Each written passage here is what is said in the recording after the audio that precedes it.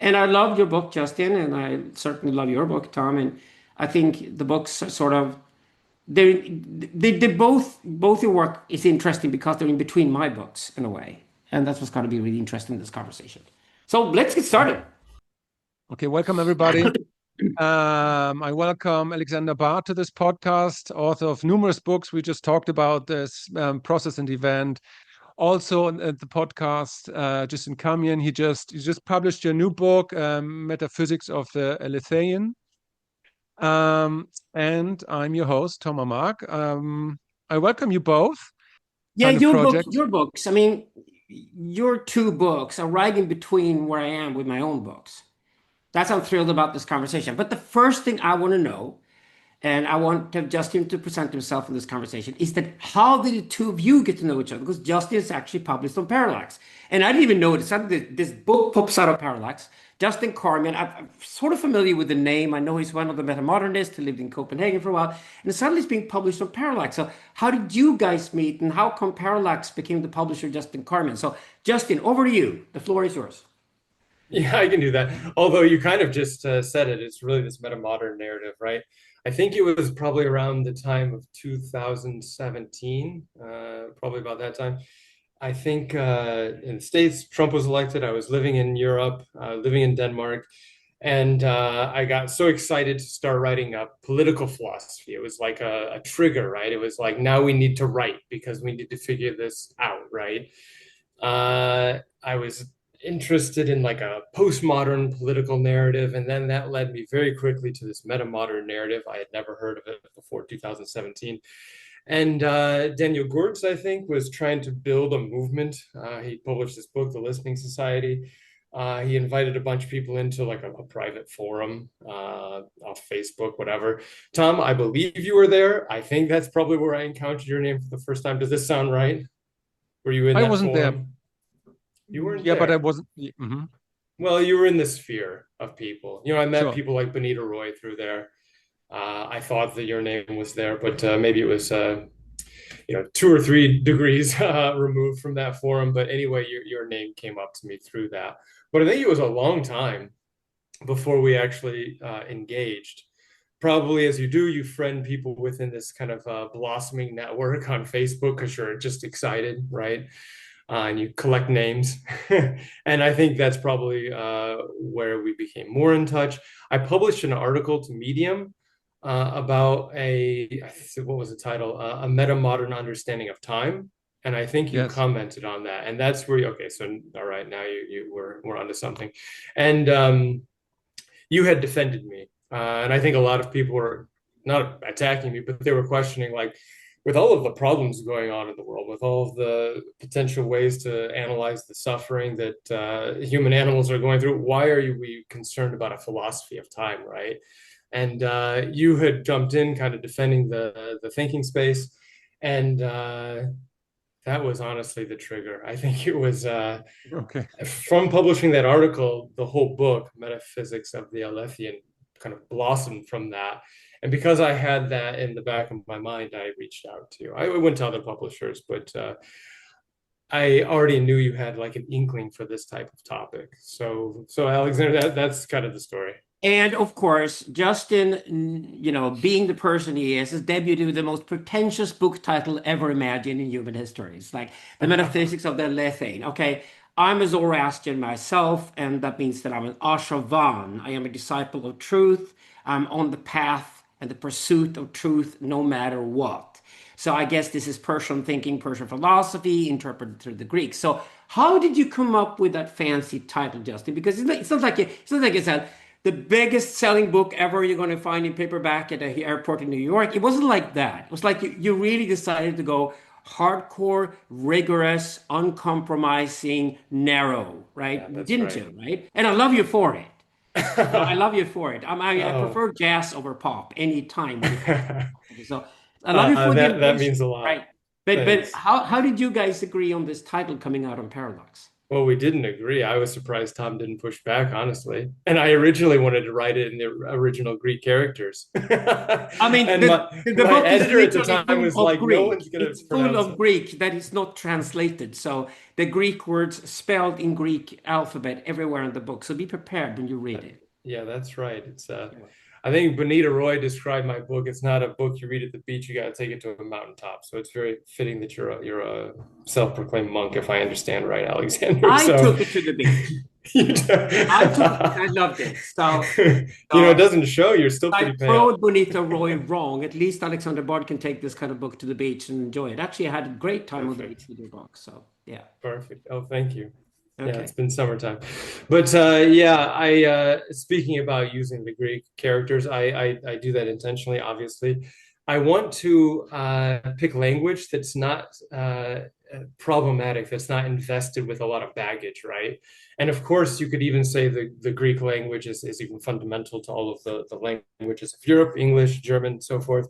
But still, I try to use that as like a literary device, a mechanism to remove a lot of the baggage that we would attached to just using English words. So it's a kind of a way to set my reader's mind outside of their normal mind to open a fresh space for thinking on words that would normally have a very, we would interpret them too quickly, right? We would just jump into understanding, oh, I know what that means. And that's not what this book is trying to do. It's trying to get you out of that habitual way of thinking. I agree totally. So being a pioneer of the rediscovery of Persian philosophy, which I am in a way, I'm a scholar on the Persian tradition. Uh, I discovered early on that the reason why so many Chinese and Indian texts that were translated to Western languages kept the original words, the karma, the dharma, the yoga, all those words, like we're familiar words now. We use them as loan words in the English language. I'm sure German does the same thing. But the trick was to actually, when they're always constantly wrongly translated, it's better to keep them as they are. And I give you a perfect example of that. We use Asha, Van, follower of truth. I use it and I write it discursively in my books, but I do use the same alphabet at least. At least you're so fucking snobbish you use the Greek alphabet. So, Justin, you win points here of the three of us being the most pretentious. You look the most pretentious too. But the perverts out there are a lot pretentious, so don't worry about that. It's a good quality.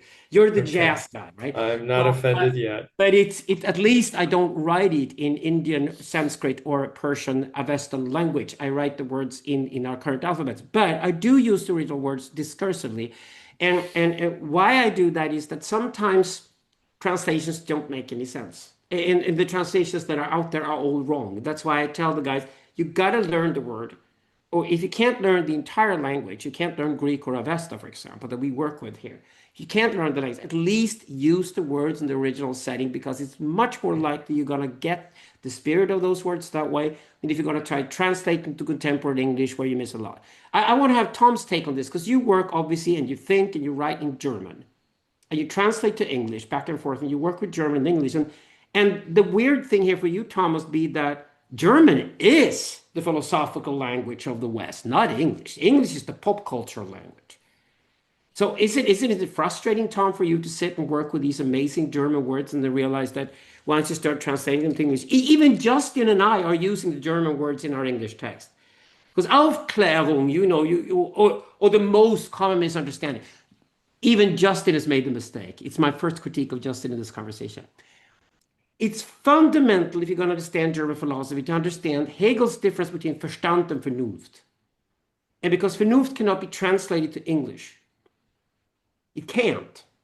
There's no word for it. The problem is that everybody who tries to understand what is nailed in the English language mistakes the word. Because Vernunft is so fundamentally precisely because it's different from Verstand. So you want to start from there. Tom, do you want to explain the difference between Verstand and Vernunft in German? No, what I just let me go a step back because I mean, when I wrote Phenomenology of Will, I started to write it in German and then I rewrote it in English and I went back to German and in English because to every language there is a kind of thought pattern attached to it. And so in doing it Duolingo and a kind of when helped me to break some thought patterns. And that was also the idea to keep the Greek words and the Greek letters in the book, in Justin's book, just to help people break out of their thought patterns in a kind of sense. And especially,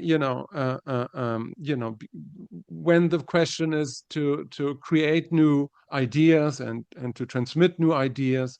And so I thought that is a very nice way, also like a Gurdjieff kind of way to, approach language, approach, ideas. And to disrupt the automatic thinking, basically. There are lots of, German philosophy and German language is so interesting because there are a lot of words that are not, translatable or translated into English. Vernunft, the difference of Vernunft and Verstand is one of them. Can you I don't explain it? know. Is this conversation in English? You want to try to explain it in English language, what the difference between Vernunft and Verstand? Because it's fundamental to German philosophy. Yeah, well, you can have Verstand, but not Vernunft. Yeah. So, for example, today, this is a very poppy version of what I'm saying. But for example, we have the conversation about human beings and AI, what AI is capable of and incapable of, what human beings are capable of and incapable of. To discuss and make the difference between humans and AI, the difference between organic and digital. And a perfect example about it, an AI can have perfect verstand, but absolutely no Vernunft. Would you agree with Okay, that? I give you another example. I just saw a YouTube video from a Chinese professor about Islam, of all things, and he tried to correlate the different fallacies of every religion, and on the you know face value, he was correct. He had the Verstand to have the right approach, but not the Vernunft to understand that what he was doing was right, because he lacked the wisdom to see that that he was cherry picking in a kind of sense. And so you need Vernunft is accompanied by a form of wisdom, by a form of education that doesn't necessarily touch just Verstand. You know what I mean? Verstand is just rationale. Just Yeah, exactly. We have the same words in Swedish, so we have Vernunft. right, So we have the same right, words. It's Germanic language. So my point is that because Vernunft assumes an intuition in the beginning that follows all the way through. So it's not like you're ever in a state with only Verstand. You're not ever in a state with only understanding. You're right, actually in a state because the phenomenological aspect is, of course, emotional. So that starts, and the phenomenology goes all the way through, follows with the Verstandenreich, which is epistemological. When the Verstandenreich, they go together all the way and they stay together in a dialectical relationship. That's why Hegel loves the couple. Because for Hegel is the couple of, okay, you can verstand this, you can understand it in a fundamental sense. Like if it was zeros and ones reduced that, you could probably repeat it. right. But you don't have a heart in it, you don't have a soul in it, you're not actually feeling it. And because you're not feeling it, you don't have the Vernunft. The Vernunft is not the feeling, it is the combo of the two. So there's no word for that in English because reason is still on the side of the Verstand. Yeah, oh, it's Yeah, I intuition, mean, it's Justin, you've obviously experience. struggled with it because Yes. you jump into this. As soon as you jump into Heidegger and Hegel and all these guys, you're going to jump into the difference. Even Foucault pointed it out when he was frustrated with Americans. Foucault is probably, of all the guys who made it in America, completely misunderstood by Americans, I would take Michel Foucault probably standing at the forefront of that. He would have hated woke to begin with. He was heroic. But anyway, Foucault pointed out, as a Frenchman, understanding German pointed out, if the Americans don't get the difference between Verstand and Vernunft, they still don't get Hegel. Therefore, they cannot struggle with Hegel the way we French do. And then, of course, because of that, Foucault's ideas cannot be understood either because he's very much on the side of Vernunft in his work. That's his point. So how about you, Justin? As Yeah, an if American, I could ask a question about Vernunft, where in the this is gonna maybe sound like it comes from nowhere, but it's gonna help me answer the question you just asked. Because I have a very what I would consider either a very Heideggerian reading of Hegel or a very Hegelian reading of Heidegger. One of the two. It doesn't matter to me.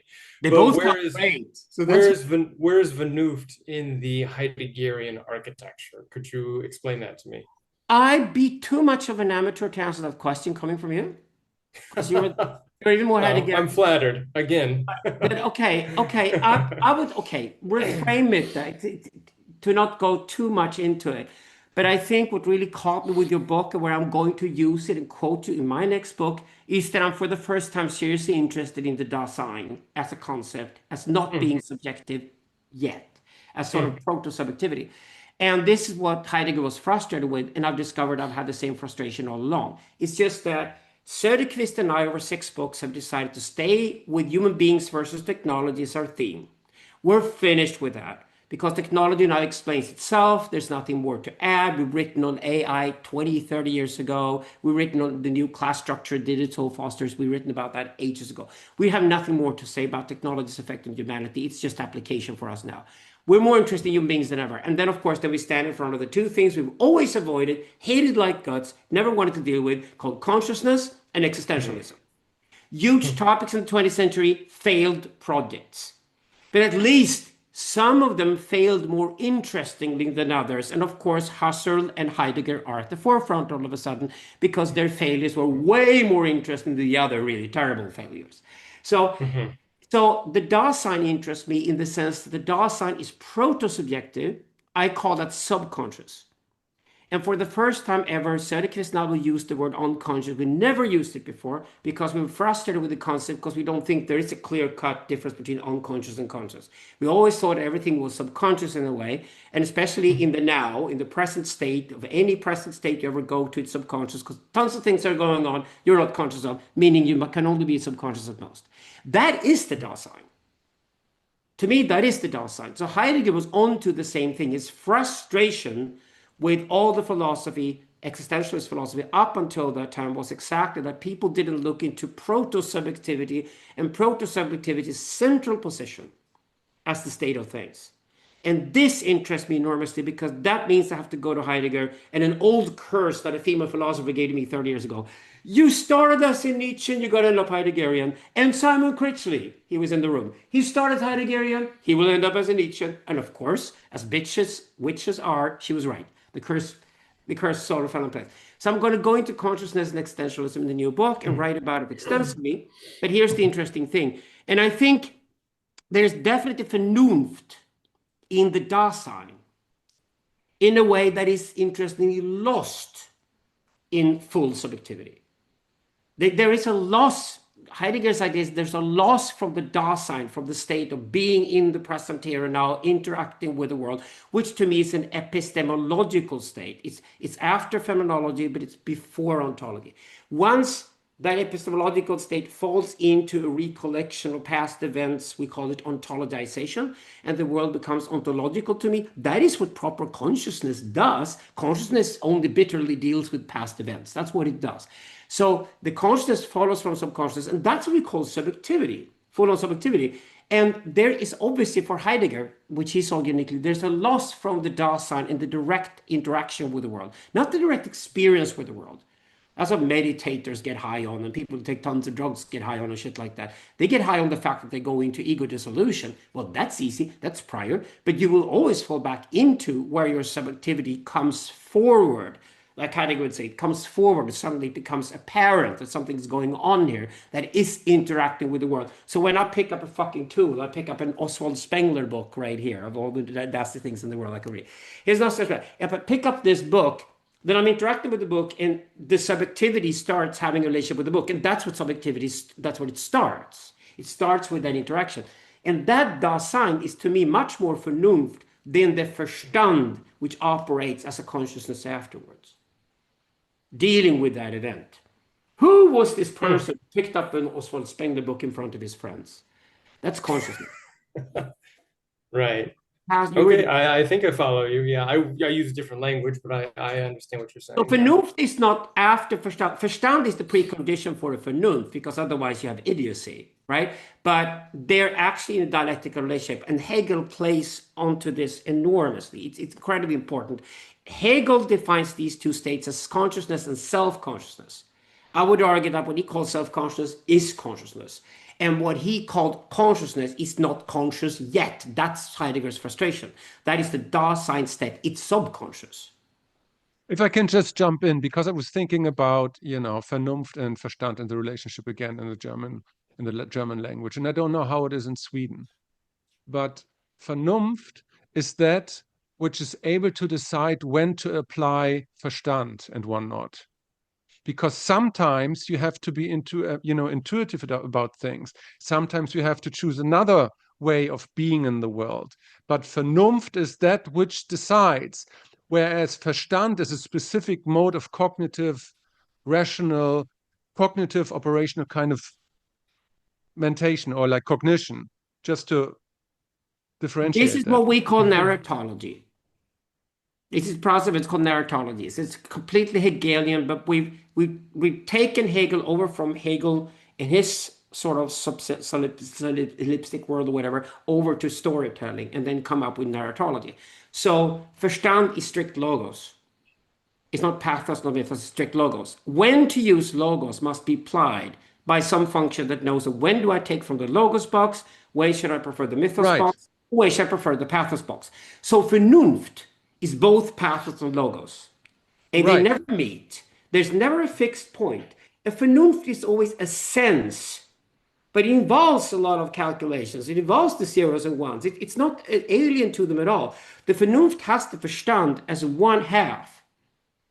And that's exactly why it's easy for me as a Swedish philosopher to think these terms, because for me then it's obvious that because the pathos and the logos never meet, they're constantly interacting, there's no balancing or any harmony going on at all. And all you can do is basically go to that third category called mythos. And this is where we go Nietzschean and add the Nietzsche to Hegel. And the Nietzschean perspective is that, okay, so since there's no fixed point, pathos and logos can agree they're balanced and harmonious and last forever, because there's never such a point, all you can do is to temporarily formulate the truth through language and call it mythos.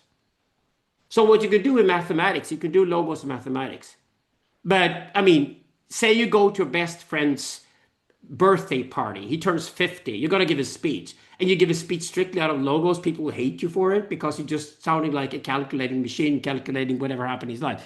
But you give him a lovely speech about what a wonderful life brother he is, your best friend in life, whatever. You give that speech, tons of heart, tons of soul, tons of love in it, all that. And suddenly the Vernunft comes forward. It's vernunftig rather than verstandig. And this is why computers can only do Verstand, they can never do Vernunft.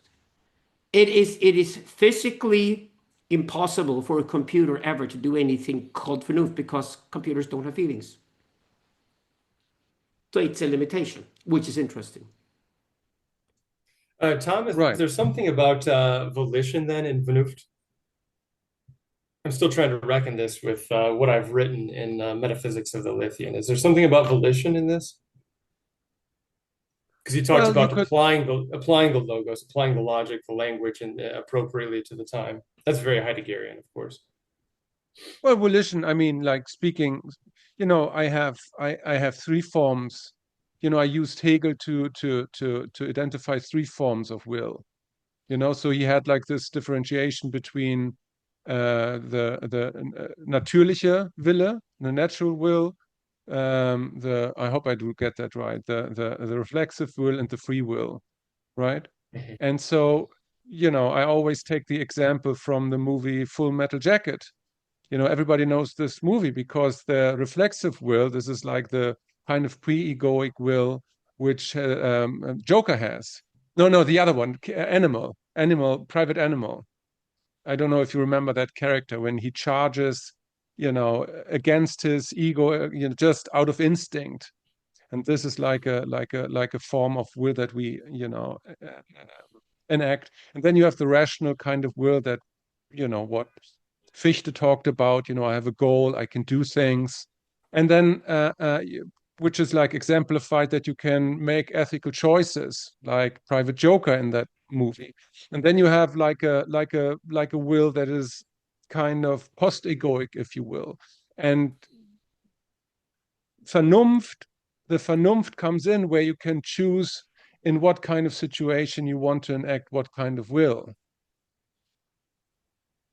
I would even just make one correction. I don't use the term free will ever in my work. It's one of those terms that I hate because I don't think there's any such thing. I think freedom Right. will, I call it transcendent will, because I actually agree with everything you say, Tom, and I agree with your text, but I would call it transcendent rather than free will. Right.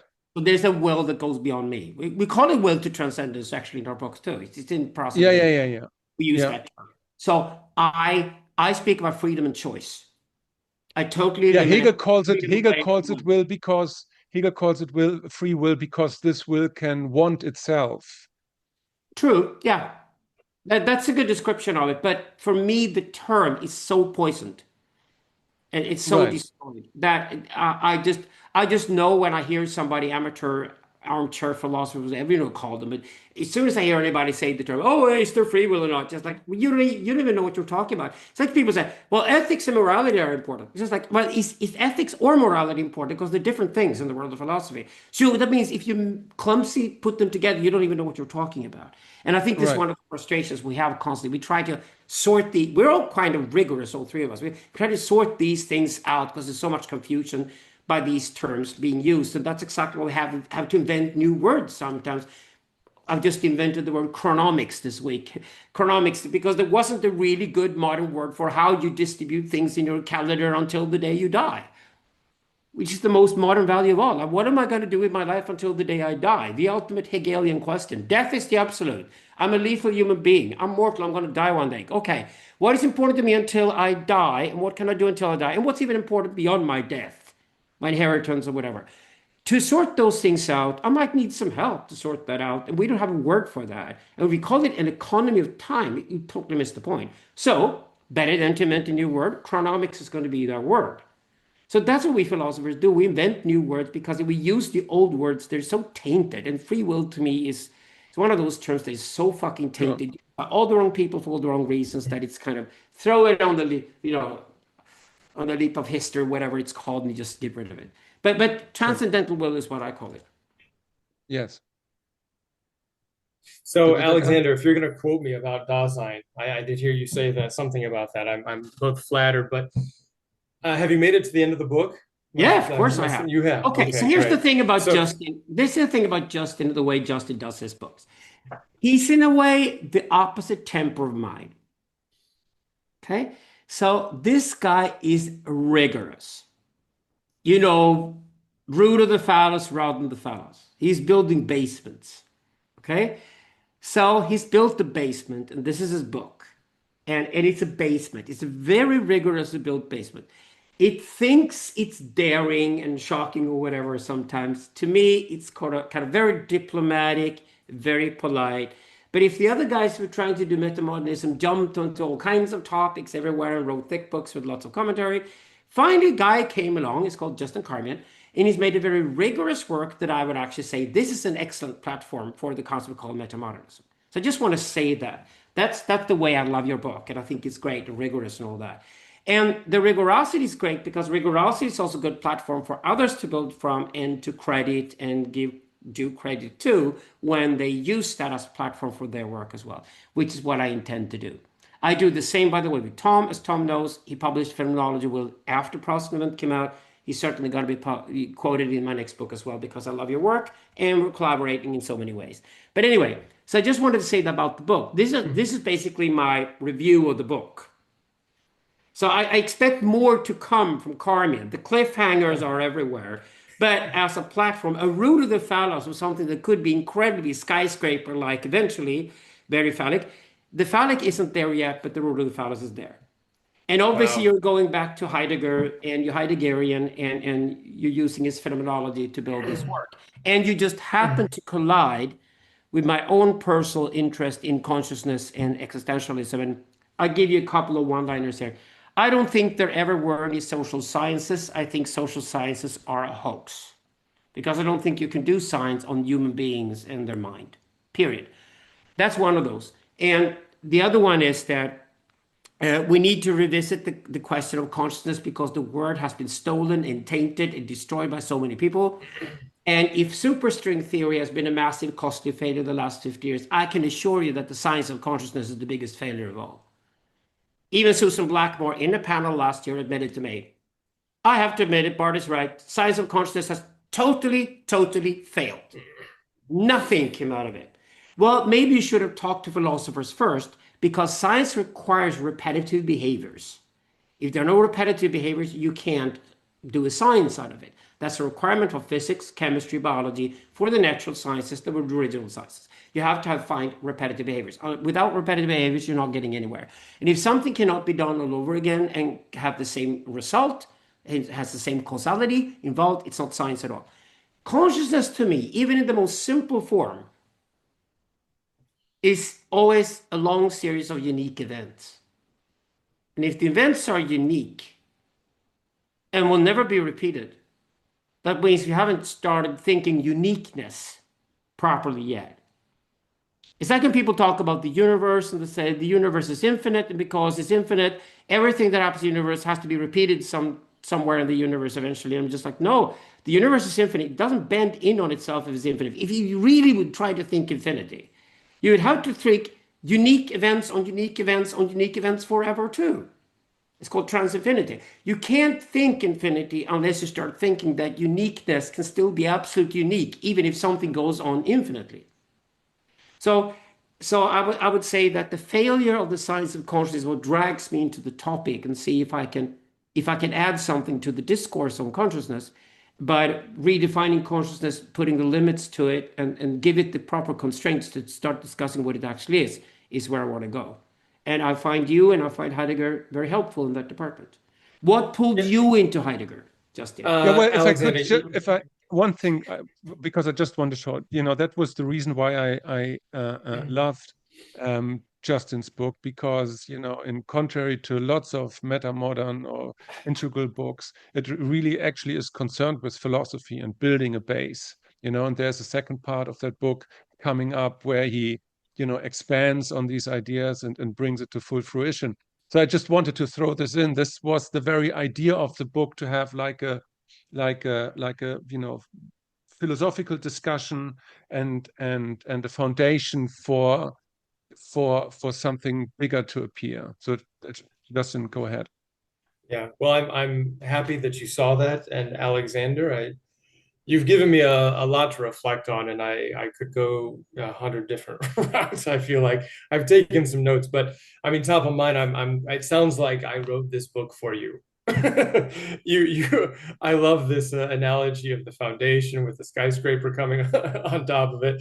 I also live in Chicago. Maybe I've disclosed that, so it's totally like my life that I'm living. You have paraphrased me in my book, coming out of Chicago, perfectly. Yeah, in the second book, that is what I intend to do, take this foundation. In fact, I think I told you, Tom, I don't really think I said anything novel at all in the book until the last chapter, because I was just working my way through the philosophical tradition very rigorously, as you say, Alexander, starting with Kant, working my way through Hegel, Marx, and stopping with Heidegger, feeling that he had the last important thing to say within this tradition that I'm following. And after I work my way through all of that very rigorously, then I can actually say something new. So yeah, you're totally right. Now, But I'm that's going to the way switch. you do it. Good. Well, thanks. It was also partially, partially some of your help, Tom. You did push back on some parts, and I do think it made it better. So thanks for that. I'll take a lot of credit, but you should also get an honorable mention there. But Can if I I can say, can I jump to that a bit long yeah, later? okay, No, all jump right. to the new, the new. So what is your case for the new? If you could summarize that, it just sort of tease us where the new is going with you in this Yeah, the book. second division of, I call it second division. Tom, we haven't talked about this. Maybe because we didn't call this book the first division of the metaphysics of Lithium, maybe calling it the second division isn't very enticing for people. We could maybe come up with a flashier name. I would be open to that. But the way that I'm writing it, work in progress, it is the second division of the same study. It's not a different study that I'm doing. I'm still studying the Lithium. Very arrogantly, as you've pointed out, Alexander. So after I have the metaphysical framework, the basement, as you say, then we can observe it and describe our observations. I'm very phenomenological in my disciplined thinking, as you've pointed out, and we can pay attention to what ethical and what moral directives arise when we pay attention to these metaphysics and to our phenomenal experiences now with this kind of sitting in the living room on top of this basement, to use your metaphor. And I highly agree to what you said earlier, that these two disciplines, or I don't know if I call those disciplines, realms of thinking, ethics and morality, need to be separated. And those are kind of the two divisions within the second division that I explore. To tease a bit further, if you're interested, since you've asked, you might have noticed my method also is to take some of the great works in the Western tradition, primarily German thinkers, and to use that as a vehicle to dissect something novel out of it. Take something with it and also leave behind something because, Tom, as you've written in your book, Phenomenology of Will, those old descriptions don't always resonate completely. So we need to take something and leave behind something. So that literary device that I use in the first book also comes out in the second book, where I take Schopenhauer on the basis of morality, and I make exegesis of that book in order to arrive at something new for ethics. And I don't know how you will take this, if this would be surprising to you or not, either of you, but I actually interpret Bentham. I use that as my text of analysis for the morality. Where do you write? Where is it going in your work? You can talk about the future too. You don't have to just talk about the book you published. Where I'm going in the book or where I'm going in life? Where are you heading? Are you in for surprises or because the two ways of doing things, either you sit solidly and say the values we have in contemporary society are probably the right values, they just weren't grounded enough. So I'm as a philosopher, I'm going to go in and ground these values that we do have and defend them. For example, if you're writing Ukraine today and you're at war with Russia, you're probably writing something that's going to be very pro-European Enlightenment, more of a history book, and then you're going to emphasize that what we have right now in the war between Ukraine and Russia is not a war between peoples, it's a war between two paradigms. And then you're going to push that book out, and then you're going to say Ukraine picked the Enlightenment. How would you define Ukrainian? Ukrainian is somebody who doesn't beat their children to sleep at night. That's a simple one-liner I heard in Kiev that defined what a Ukrainian is, assuming that Russians still beat their kids before they go to sleep at night, which obviously Putin was beaten like hell before he went to bed at night.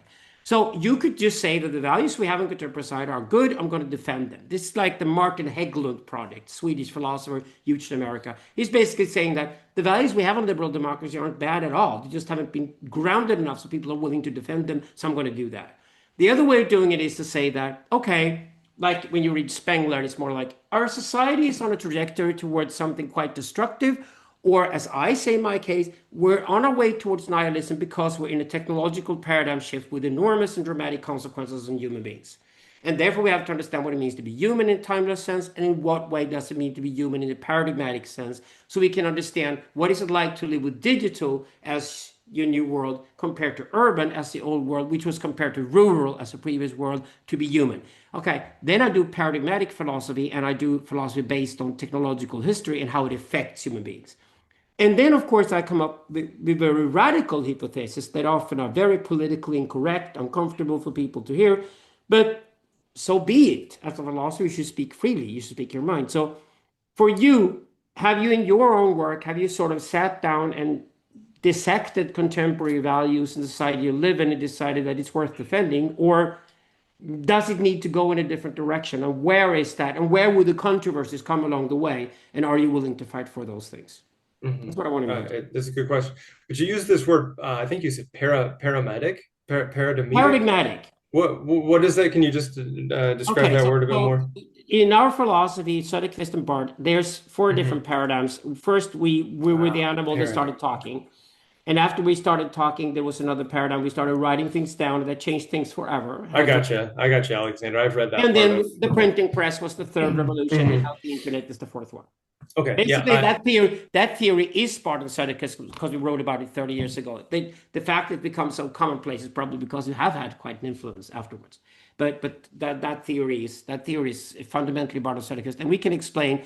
For example, the current meaning crisis people are talking about constantly in North American, European context today. We say, no, meaning crisis always arises at the end of a paradigm because the old paradigm's values are suddenly dysfunctional and don't apply any longer.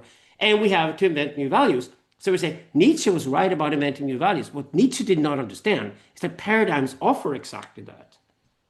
So you don't create new values out of nowhere. You create new values because a whole new world has suddenly arrived. And in this case, I'll give you one example. Space has disappeared, starting with the telegraph.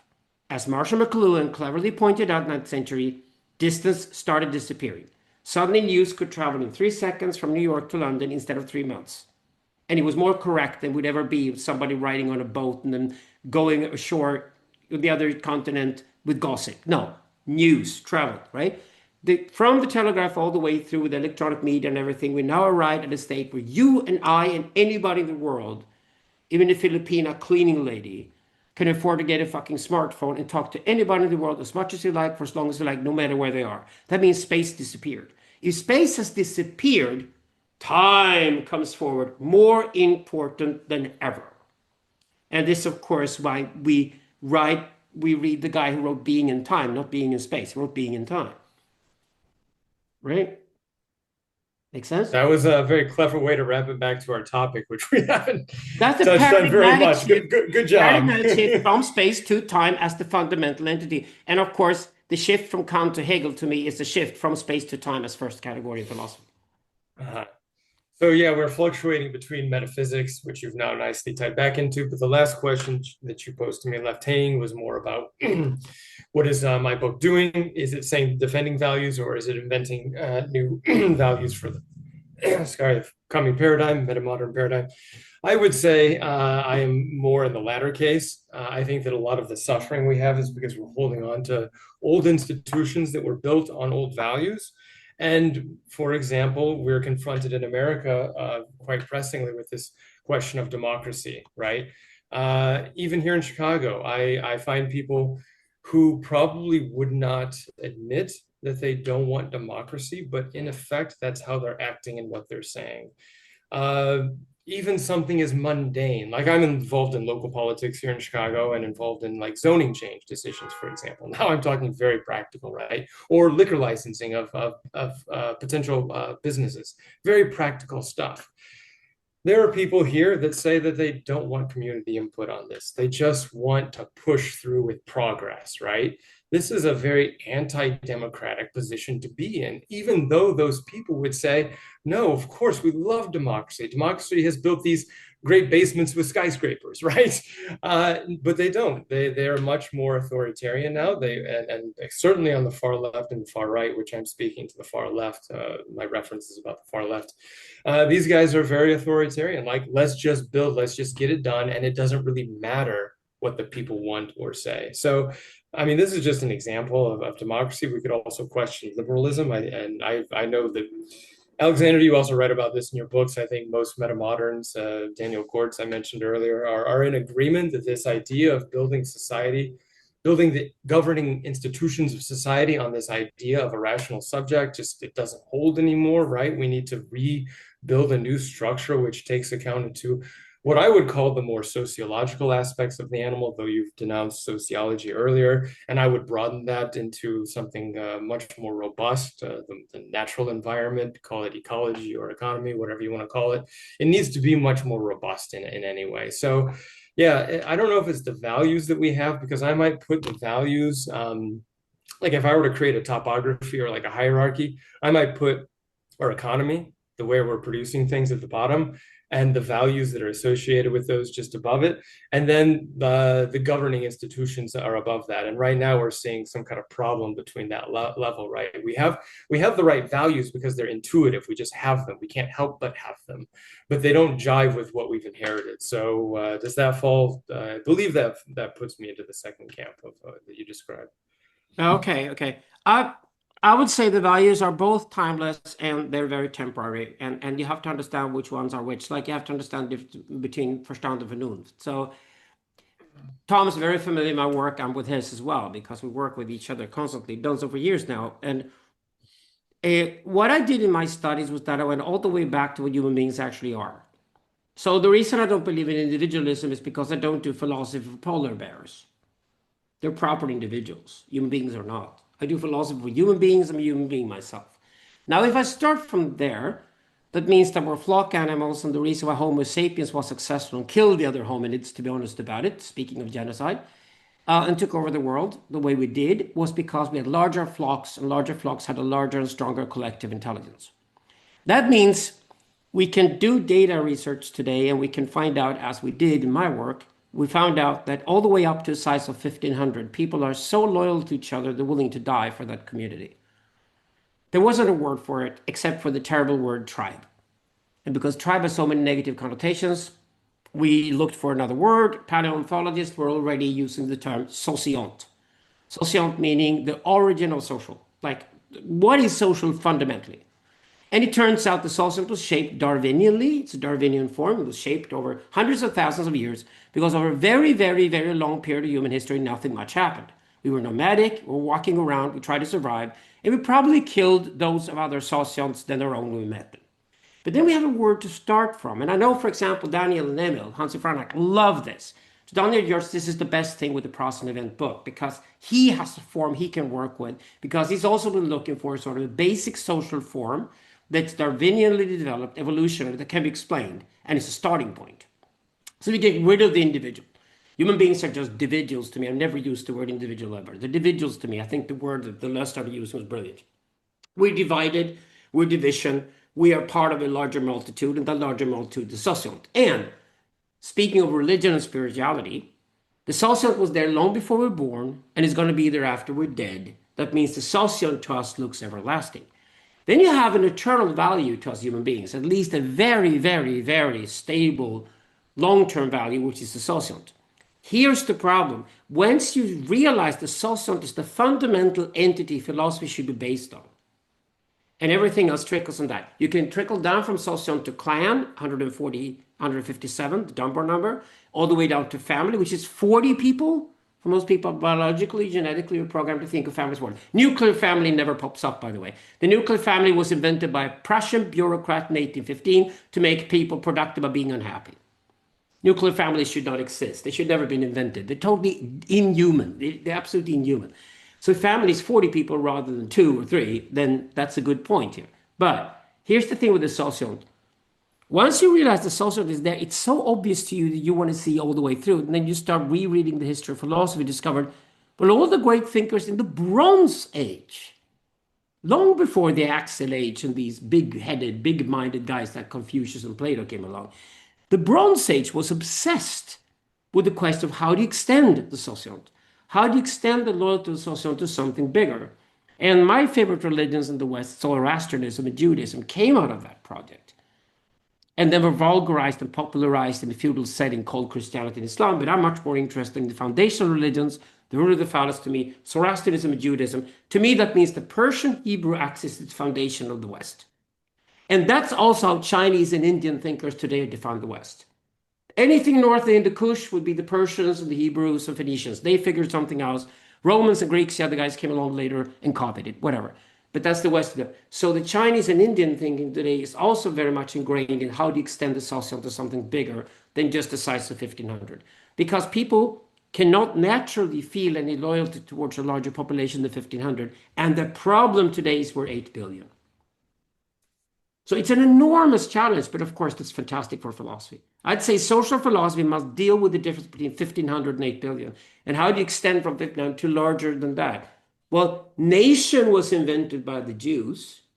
Nation was copied widely when the printing press came along in Europe, and Hegel loved the idea of nationalism. Maybe that's not such a bad idea, because at least people don't kill each other unless we go to civil war. They tend to be loyal to their nation and their flag or whatever. So it's a good start. But all those things to me are interesting in social philosophy. Does that make sense? Yeah, I mean, we touched already upon this, and what I find super interesting is the relationship between metaphysics, values, ethics, and morals, and how they intersect with each other. Because obviously, if you change the metaphysics, if you change the values, then you come out to other ethics and other morals. And then, it's to your point, do you create a philosophy to justify, your ethics and your morals, or do you dare to have a new metaphysics, and jumping into the unknown, and because you don't know what kind of ethics and morals derive from this? And so it's like the question then is like, how do we think about metaphysics? Like, what kind of freedom do we exercise to think about time, to think about foundational things? Do we relate by through to values or to emotions or feelings? Like what are the first principles by which we can approach metaphysics and time itself? That is what's interesting to me, and what I kind of hearing out in this conversation already kind of popping up. And so, because it's a very delicate question. I can use the sausage as the perfect example here because it's prior to your life and after your life, so it's bigger than you. So you have something you can submit to, which most human beings want to do. There's a project which is bigger than your subjectivity. So your subjectivity has something to serve. Value starts right there, instantly. Then ethics, up to 1,500 people, easy peasy. No problem at all. People, not anybody instantly takes to the size of up to 1,500 people and find their social and their belonging, and they want to serve and be part of that community. The problem then is that we need education, or we need enculturation, we need effort to train people to go beyond that. And of course, this is what the great Jews in the 20th century did. Adorno, Derrida, Levinas, after 1945 in the gas chambers dealt with how the fuck do we convince people to love the stranger? And they went all the way to Levinas' almost aggressive stance. You just gotta love the stranger, period. It's an ethical command on Levinas, right? And that's interesting. It's incredibly challenging, but it's interesting. So I'm totally with Levinas and Derrida in that kind of work. I think they did fantastic work. I think it had to be done. But because today, with 8 billion people and nuclear weapons everywhere, of course, these questions become more important. But ethics needs an effort when we go beyond the sociotic studies. And then when you look at time, you have 2 times.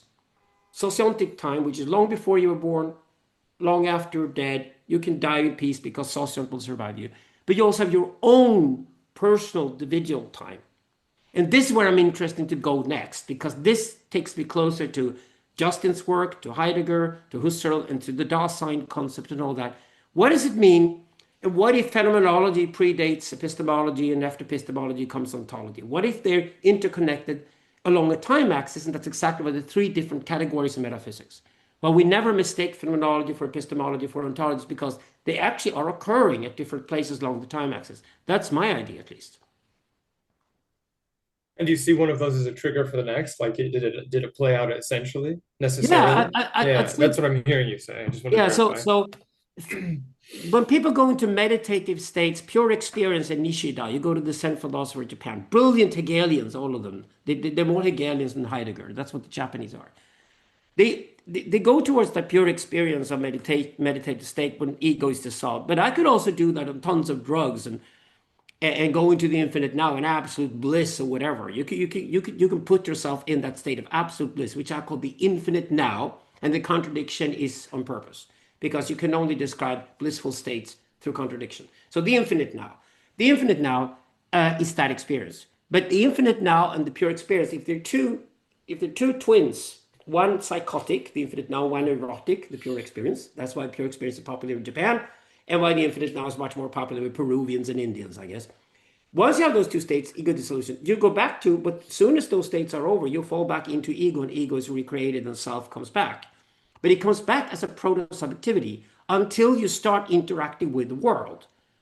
For example, people who have a very strong psychic experience, they often say, it wasn't when I sort of started coming down that my self returned. It's when I walked out of the kitchen and poured a cup of tea and started cooking a little food that I felt that I was part of the world again, and my subjectivity started returning. Which is, to me, whoa, that's Dasein. And that means that's how subjectivity starts returning through the interactivity with the world around you.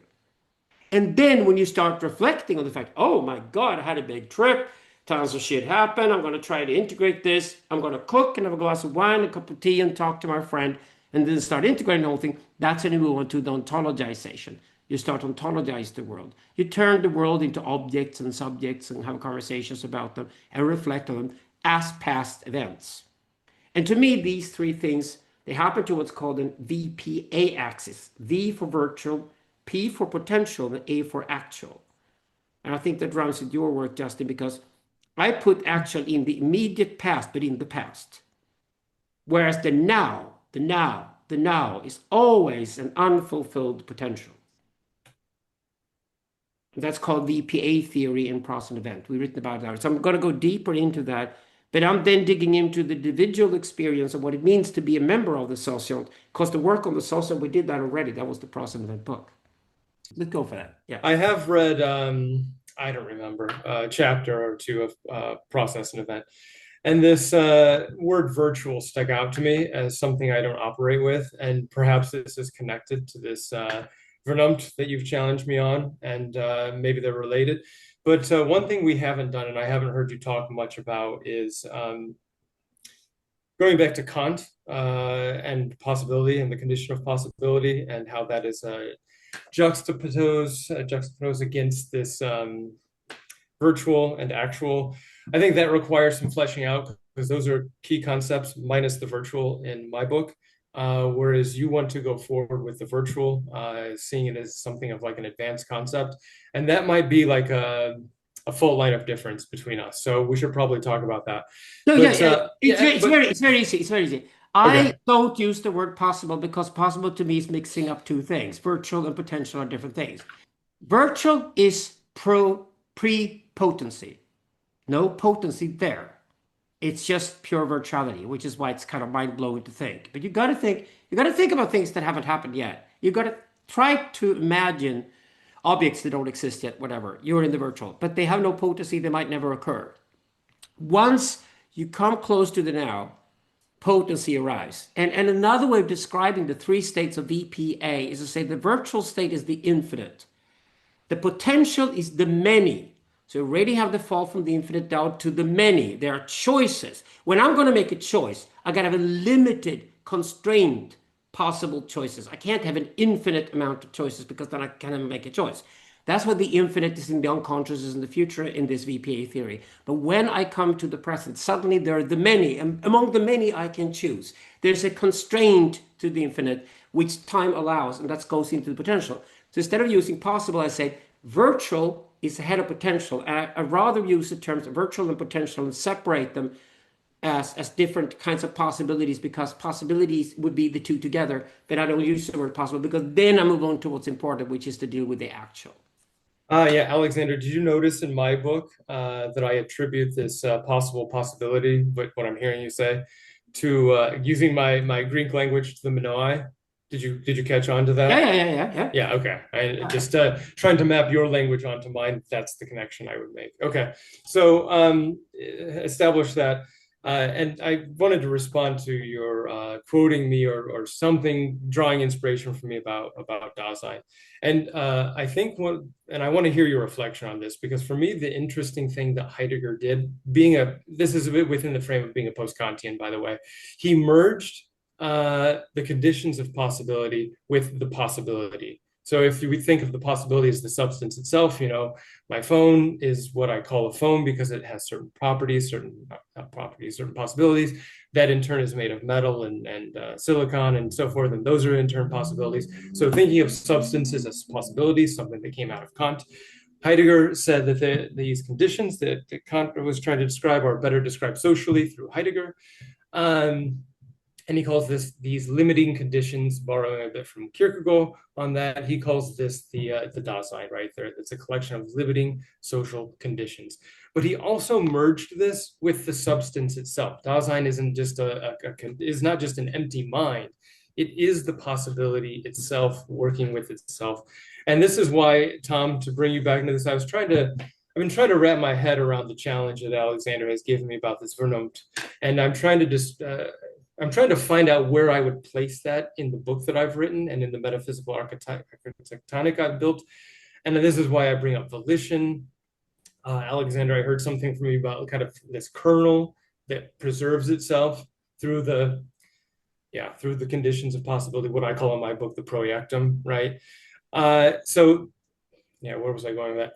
For me, Dasein is both this kernel, this volition, this substance, the possibilities themselves, which traverse through what I call the proiectum. Heidegger just uses the word Dasein to talk about these limited conditions. So, and I, in my book, then take account of the possibility of the past, the possibility of the future, attributing it to the Minoai. And I still don't see then where, for me, this idea of virtualism, this idea of virtual, either a property of the possibility itself, which is what I'm hearing from you, or a property of the structure itself, why that is necessary. What am I lacking, Alexander? Do you follow? Okay. Remember that the V is the least interesting thing, so we put the weights in the right place. The unconscious is the least interesting thing in my worldview, my philosophy, but it's just there because it plays a role in the larger scheme. What I want to get at is where to put the one. The what? The one Rather I than the put in what? the past, the one I put with Hegel in the past. That means what's interesting here is that with Hegel, the past is always determinate to us when we look at the past. It must be determinate. I would even argue that it is determinate. Determinism is a matter of fact for the past because we cannot change what happened.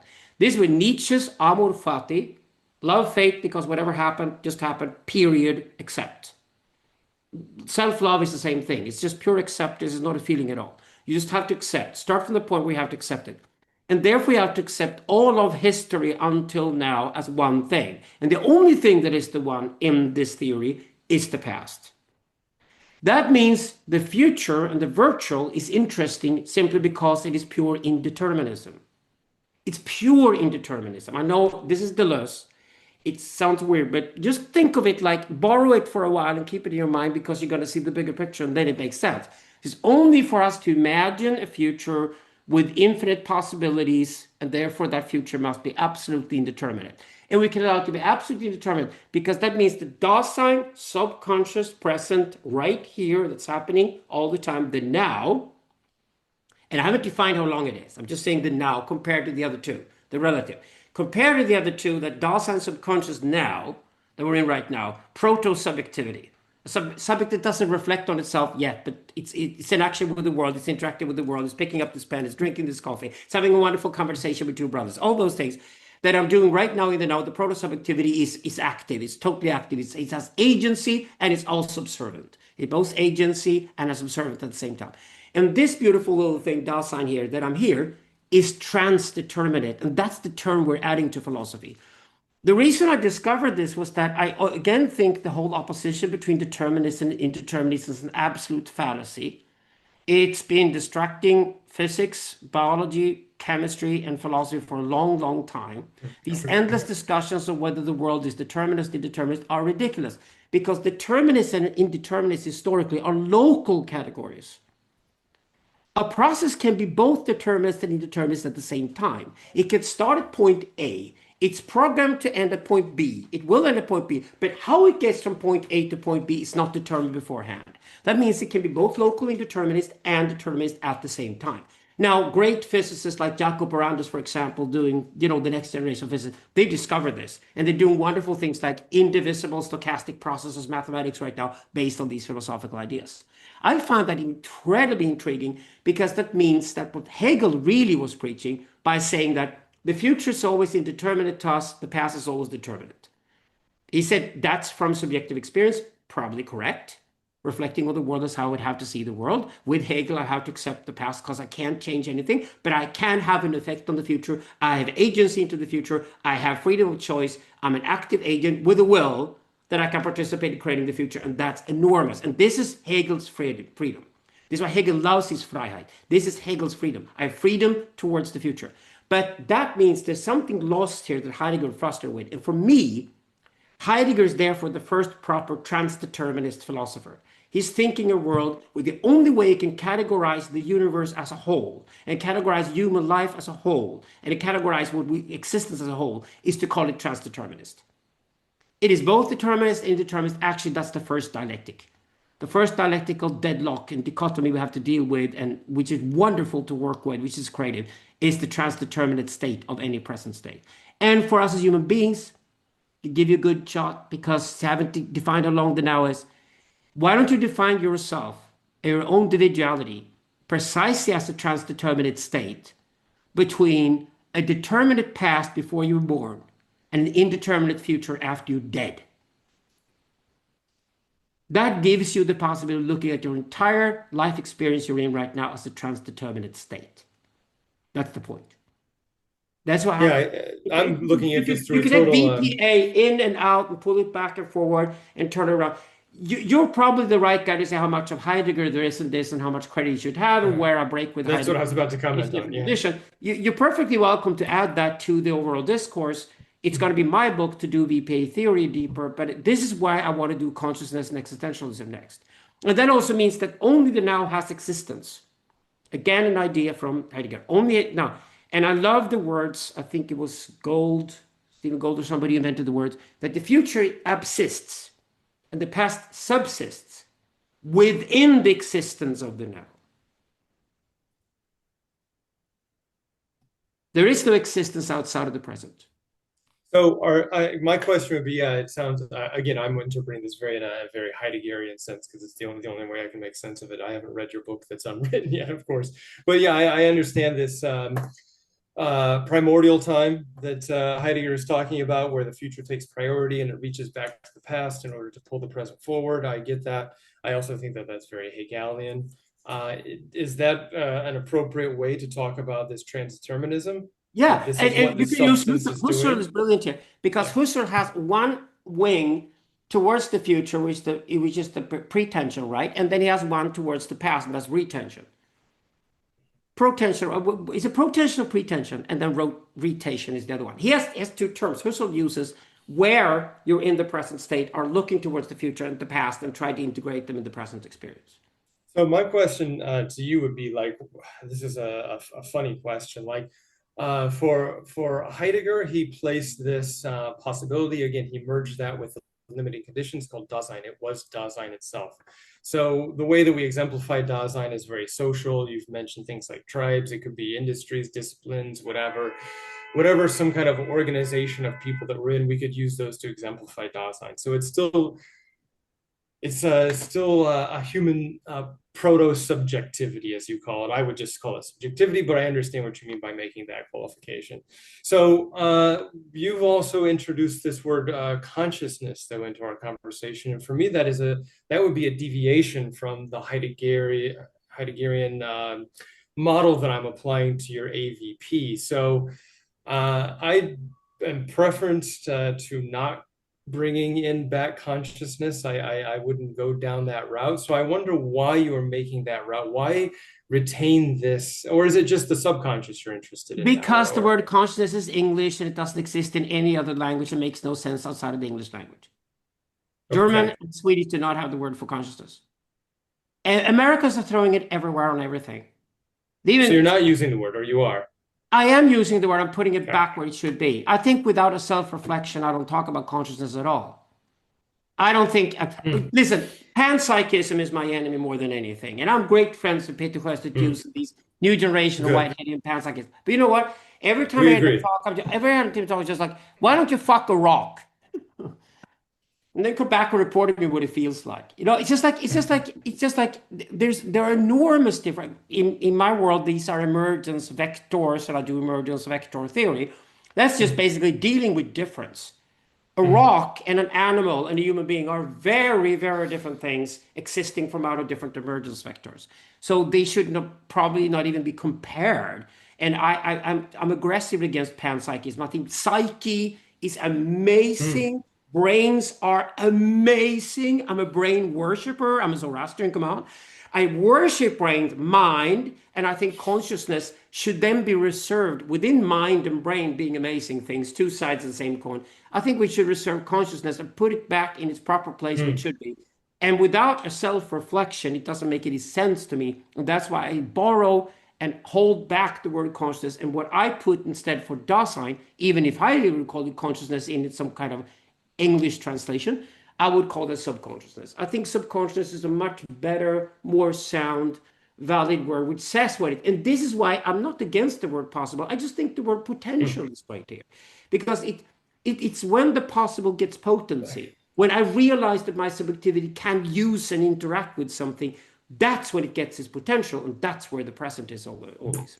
To me, potential it's more like an adjective. It describes some other substance. And the way I use a possibility is it is the substance itself within the metaphysical language. I borrow that from the Kantian or post-Kantian tradition. So when you attach it to potency, I feel like you're putting priority on a different type of substance, which I think you are trying to do.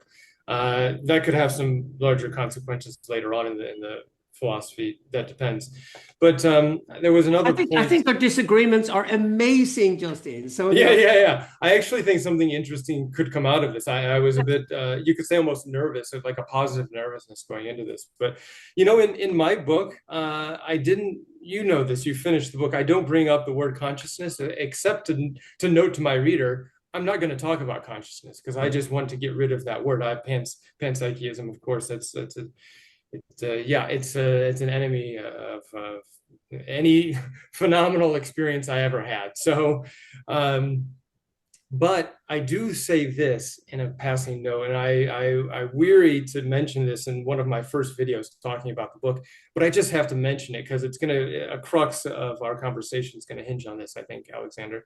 And that is because I say that I could, after I go through all of my developments, excruciatingly, as you've pointed out in my book, in the final chapter, the final paragraphs, I say something like, the Alethian could be a substitute concept for consciousness. I make that disclaimer. I also do it to kind of, if for any readers of mine who are still like unsure, like where this domain of this Alethian, this subject matter, which I've stripped from consciousness and tried to take as a subject matter and describe in its own right, where does it live now? I have stripped it. It doesn't belong anywhere. I make that little caveat to kind of say, well, we might, in a conversation, explain it that way. But true to the metaphysics, you would never use the word consciousness. Did you catch on to that, and do you understand? You are more Zoroastrian than I am.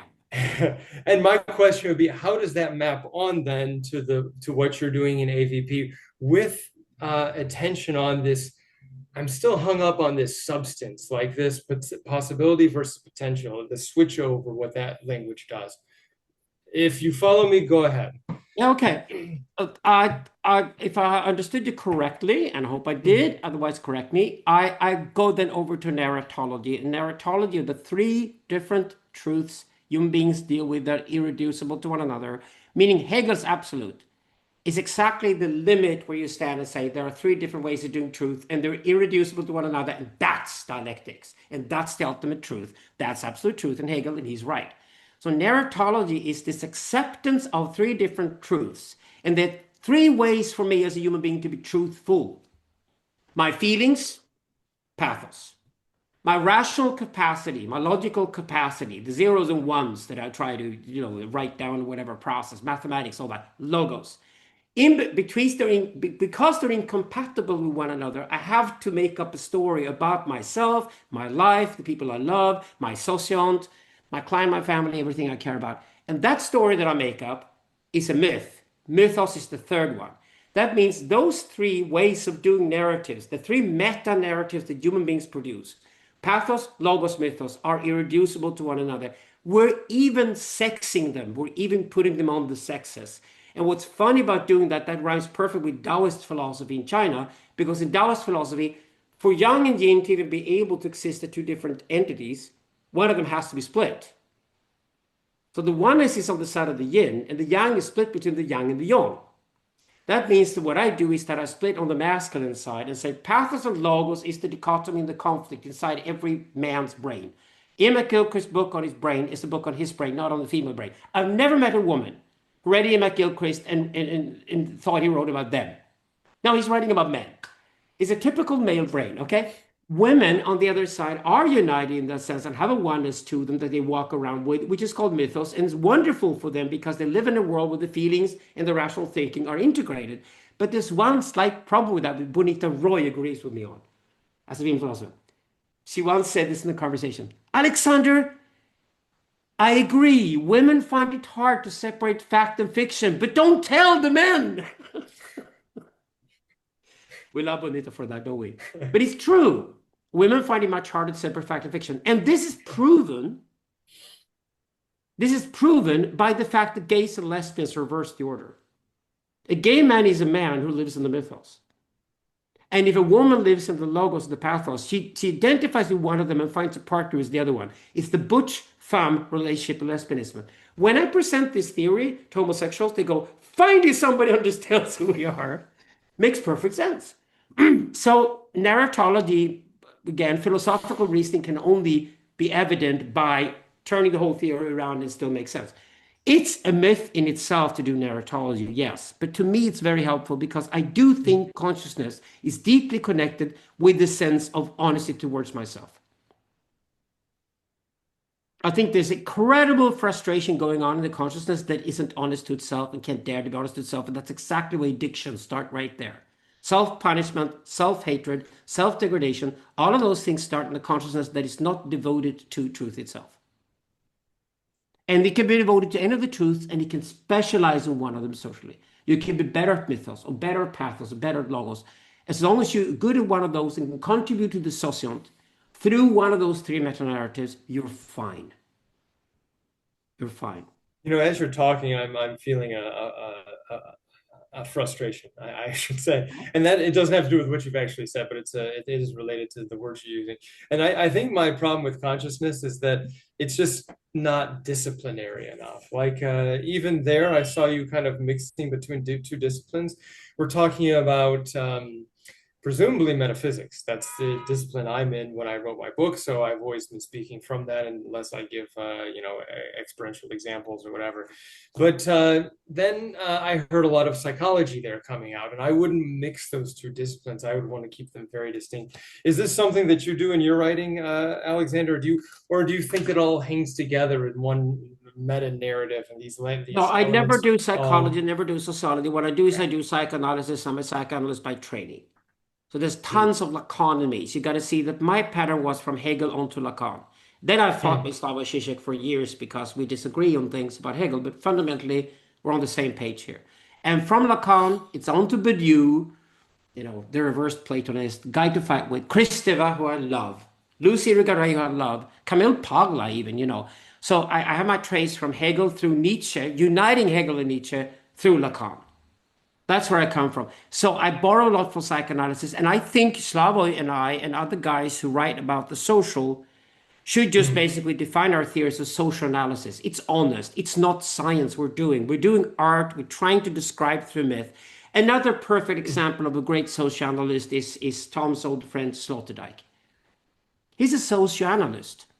It's not sociology. We're not pretending to be scientific because we're actually trying to study human beings operating in human societies, and it's wonderful, but it can't be turned into science because the same second you ask somebody in a survey and you say you're a scientist, they're going to lie to you the first thing they do, thankfully. That means whatever human beings are constantly escape science. Science is what we do with the outside world, but we can't do it with ourselves. And all those attempts to me to turn human beings into a science are always ideological. And they're always about minimizing people, and they're always about constraining and controlling people to me. So my fight against the social sciences is a fight against the very fact that governments and corporations try to control human beings because they do it through what they call the social sciences. I hate advertising with a vengeance. Sure. I don't do psychology or sociology. It's terrible. Agree. It's worse than slavery. Terrible. I've had a lot of cultural what do you call that? Cultural, coming back to the States from Denmark. As you know, we're the country of marketing. Even our culture is marketing. When we celebrate Breast Cancer Awareness Month, Juneteenth, everything is it's all about marketing, right? So, I get that. It's a future it's conversation. terrible. It's all about sensations when it should be about attentions. The way I define it is that attention is long. I did a podcast today on Bitcoin. And what I like about Bitcoin is the fact that it's an attentionalist and not a capitalist currency. So once you move from sensation driven, and we get tired of the sensation, finally we're sick of the sensation, that's a good nihilism. We should be sick of the sensations. They should mean nothing to us. And therefore attention is what do I give my attention to long term? Over what we now call chronomics, over my whole lifetime perspective. What is important to me over my life? Well, it's not going to be the sensation they just threw at me from an advertiser. And I think fostering people to think attention as opposed to sensation, that's going to be, it's been in the book so long, but it's definitely going to be fundamental and central in the next book. That's why Söderqvist and I plan to call the book Life as a Work of Art.